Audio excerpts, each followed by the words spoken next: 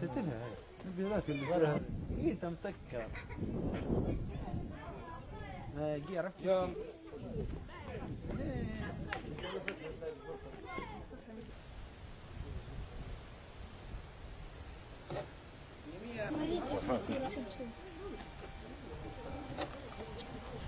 طبعا عدم الازدهار السياحة في مدينة لبدة وفي ليبيا كاملة. العالم ينظر لليبيا أنها فيها اضطرابات أمنية، ولكن لبدة طبعا آمنة، ويجونا ناس سواح وبعثات دبلوماسية يقومون بزيارة مدينة لبدة.